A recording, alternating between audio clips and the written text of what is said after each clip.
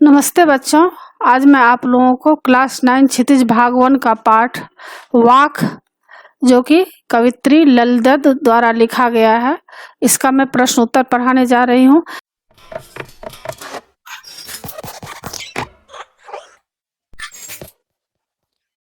इससे पहले भी मैं मौखिक रूप से प्रश्न उत्तर पढ़ा चुकी हूँ, क्वेश्चन आंसर भी समरी भी बनाई हूँ और फुल एक्सप्लेनेशन भी बनाई हूँ।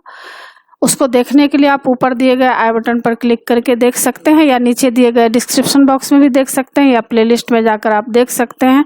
और क्लास 9, क्लास 10 कृतिका क्षितिज स्पर्श संचयन उसका सारा वीडियो मैं बना चुकी हूँ, समरी, फुल एक्सप्लेनेशन, प्रश्न उत्तर, उसको भी आप लोग जरूर देख लीजिएगा।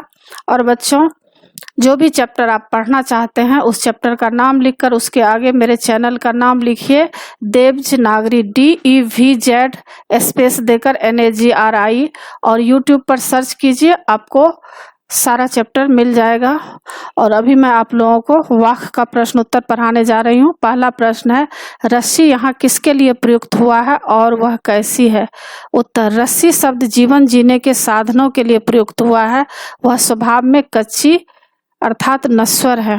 प्रश्न संख्या 2, कवित्री द्वारा मुक्ति के लिए किए जाने वाले प्रयास व्यर्थ क्यों हो रहे हैं? उत्तर, कवित्री का जीवन बीता जा रहा है, उम्र बढ़ती जा रही है, मृत्यु निकट आ रही है, किंतु प्रभु से मिलन नहीं हो पा रहा, अतः उसे लगता है कि उसकी सारी साधना व्यर्थ हुई जा रही है, साधना का परिणाम नहीं निकल रहा है। प्रश्न संख्या 3, कवित्री का घर जाने की चाह से क्या तात्पर्य है? उत्तर, परमात्मा से मिलना। प्रश्न संख्या 4, भाव स्पष्ट कीजिए। जेब टटोली कौड़ी न पाई, और ख का है खा खाकर कुछ पाएगा नहीं, न खाकर बनेगा अहंकारी। तो क का भाव स्पष्ट रहेगा, जेब टटोली कौड़ी न पाई। इसका उत्तर है, कवित्री को अनुभव होता है कि वह जीवन भर हठयोग साधना करती रही किंतु कोई सफलता न मिल सकी, उसकी जेब खाली ही रही। ख का खा खाकर कुछ पाएगा नहीं, न खाकर बनेगा अहंकारी। इसका भाव क्या है?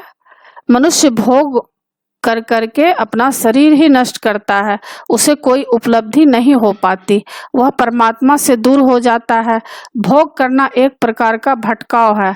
भोगों पर लात मारने वाला अर्थात त्यागी, तपस्वी, व्रती, महात्मा अहंकारी हो जाता है, वह स्वयं को सबसे ऊंचा मानने लगता है, अतः वह भी ईश्वर भक्ति से भटक जाता है। प्रश्न संख्या 5, बंद द्वार की सांकल खोलने के लिए ललदद ने क्या उपाय दिया है? अथवा ललदद के अनुसार बंद द्वार की सांकल कैसे खुलती है? उत्तर, ललदद ने सुझाव दिया है कि भोग और त्याग के बीच संतुलन बनाए रखो, न तो भोगों में लिप्त रहो न ही शरीर को सुखाओ, बल्कि मध्यम मार्ग अपनाओ, तभी प्रभु मिलन का द्वार खुलेगा। प्रश्न संख्या 6, ईश्वर प्राप्ति के लिए बहुत से साधक हठयोग जैसी कठिन साधना भी करते हैं, लेकिन उससे भी लक्ष्य प्राप्ति नहीं होती, यह भाव किन पंक्तियों में व्यक्त हुआ है? उत्तर, उपर्युक्त भाव निम्न पंक्तियों में प्रकट हुआ है। आई सीधी राह से गई न सीधी राह, सुसुम सेतु पर खड़ी थी बीत गया दिन आह, जेब टटोली कौड़ी न पाई, माझी को दूं क्या उतराई। प्रश्न संख्या 7, ज्ञानी से कवित्री का क्या अभिप्राय है? उत्तर, ज्ञानी से कवित्री का अभिप्राय है जिसने परमात्मा को जाना हो, आत्मा को जाना हो। और रचना अभिव्यक्ति के तहत भी एक प्रश्न है, हमारे संतों, भक्तों और महापुरुषों ने बार बार चेताया है कि मनुष्यों में परस्पर किसी भी प्रकार का कोई भेदभाव नहीं होता, लेकिन आज भी हमारे समाज में भेदभाव दिखाई देता है। क का आपकी दृष्टि में इस कारण देश और समाज की क्या हानि हो रही है? ख का आपसी भेदभाव को मिटाने के लिए अपने सुझाव दीजिए। उत्तर, आपसी भेदभाव के कारण देश और समाज को बहुत बड़ी हानि हो रही है। पहली हानि यह है कि समाज आपस में बट गया है, कुछ लोग बिना कारण हमारे मित्र और कुछ शत्रु हो गए हैं, इस कारण अनेक झगड़े खड़े हो जाते हैं। हिंदू मुसलमान का झगड़ा इसी भेदभाव की उपज है। इसी विष के कारण भारत और पाकिस्तान 2 देश बने, फिर भी उनमें आपसी शत्रुता बनी रहती है। विभाजन के बाद भी 4 युद्ध हो चुके हैं, अरबों रुपए नष्ट हो चुके हैं, लाखों लोग मारे जा चुके हैं। यह देश और समाज की बहुत बड़ी हानि है। आपसी भेदभाव के कारण भय, संदेह और अविश्वास बना रहता है। जीवन भर अनावश्यक खतरा मंडराता रहता है। ख का आपसी भेदभाव को मिटाने का सबसे अच्छा उपाय यह है कि उन बातों की चर्चा न करें जिससे यह भेदभाव बढ़े। कई बार इतिहास ही हमारे घावों को हरा कर देता है। ऐसे इतिहास को न पढ़ाया जाए तो अच्छा है।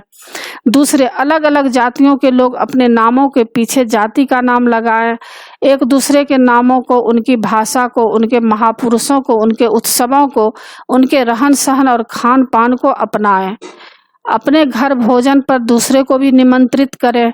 सबसे बड़ा उपाय यह है कि रोटी बेटी का रिश्ता बनाएं। इन उपायों से आपसी भेदभाव दूर हो सकता है। आगे अन्य महत्वपूर्ण प्रश्न है। पहला प्रश्न है, कवित्री ने परमात्मा प्राप्ति का क्या उपाय बताया है? उत्तर, कवित्री के अनुसार परमात्मा प्राप्ति के लिए दिल में हुक उठना आवश्यक है। दूसरे, जीवन में त्याग और भोग के बीच सहज जीवन जीना आवश्यक है। न भोग में आसक्ति, न त्याग का आग्रह, न हठ योग, इनसे कुछ हाथ नहीं आता। परमात्मा को जानने के लिए आवश्यक है कि मनुष्य पहले मन को टटोले, अपने आप को जाने, आत्मज्ञान प्राप्त करे। प्रश्न संख्या 2, कवित्री की दृष्टि में परमात्मा प्राप्ति के मार्ग में कौन कौन सी बाधाएं सामने आती है? उत्तर, कवित्री की दृष्टि में मनुष्य की नश्वर और क्षणभंगुर देह सबसे बड़ी बाधा है। परमात्मा की डगर बहुत लंबी है किंतु मनुष्य का जीवन बहुत ही छोटा है, लघु है। दूसरी बाधा, सांसारिक भोग, ये जीव को परमात्मा के मार्ग से भटकाते हैं। तीसरी बाधा है अहंकार। प्रायः त्यागी तपस्वी लोग अहंकारी हो जाते हैं तथा स्वयं को महात्मा मानकर परमात्मा से दूर हो जाते हैं। चौथी बाधा, हठ योग। सुषुम्ना नाड़ी तथा कुंडलिनी साधना करने से भी परमात्मा नहीं मिलते। पांचवी बाधा, सांप्रदायिक भेदभाव। लोग आपस में लड़ कर भक्ति के मार्ग से भटक जाते हैं। छठी बाधा, स्वयं के बारे में अज्ञान में रहना। अब CBSE द्वारा जारी प्रश्न है। प्रश्न संख्या 3, कवित्री के मन में क्या हुक उठती है? उत्तर, कवित्री के मन में प्रभु मिलन की हुक उठती है। प्रश्न संख्या 4, माझी किसके लिए प्रयुक्त हुआ है और क्यों? उत्तर, माझी ईश्वर के लिए प्रयुक्त हुआ है क्योंकि ईश्वर ही मनुष्य को इस संसार की कठिनाइयों से बचाकर अपनी शरण में लेता है। प्रश्न संख्या 5, कवित्री ललदत किस रस्सी से कौन सी नाव खींचना चाहती है? उत्तर, वह कच्चे धागे की रस्सी से जीवन रूपी नाव खींचना चाहती है। आशय यह है कि वह नश्वर सांसों के बल पर जीवन का निर्वाह कर रही है। प्रश्न संख्या 6, ललदत की रचनाएं आज भी लोकप्रिय क्यों है? उत्तर, ललदत की रचनाएं ईश्वर की भक्ति में समर्पित है। वे अत्यंत सरल वाणी में सीधी सच्ची बात कहती है, इसलिए वे आज भी लोकप्रिय हैं। प्रश्न संख्या 7, कवित्री माझी के समक्ष परेशान क्यों है? उत्तर, कवित्री माझी के समक्ष परेशान इसलिए हैं क्योंकि उसके पास माझी को देने के लिए कुछ भी नहीं है। प्रश्न संख्या 8, ललदत किस भाव पर बल देती है? उत्तर, ईश्वर भक्ति पर। प्रश्न संख्या 9, ललदत के अनुसार शिव किन में भेदभाव नहीं करते और क्यों? उत्तर, ललदत के अनुसार शिव हिंदू मुसलमान में भेद नहीं करते क्योंकि वे सच्चे ज्ञानी को ही ईश्वर प्राप्ति के योग्य मानते हैं, चाहे वह किसी भी जाति का हो। नंबर 10 प्रश्न, ललदत के अनुसार माझी और उतराई शब्दों के अर्थ स्पष्ट कीजिए। उत्तर, माझी का अर्थ है नाव पार लगाने वाला अर्थात भगवान। उतराई का अर्थ है भेंट चढ़ाना, समर्पण। प्रश्न संख्या 11, कवित्री ललदत का दिन यूं ही किस प्रकार बीत गया? उत्तर, कवित्री ललदत का दिन व्यर्थ ही साधनाओं में भटक गया। उन्हें उनसे कुछ नहीं मिला, अतः उन्हें लगा कि उनका दिन व्यर्थ ही बीत गया।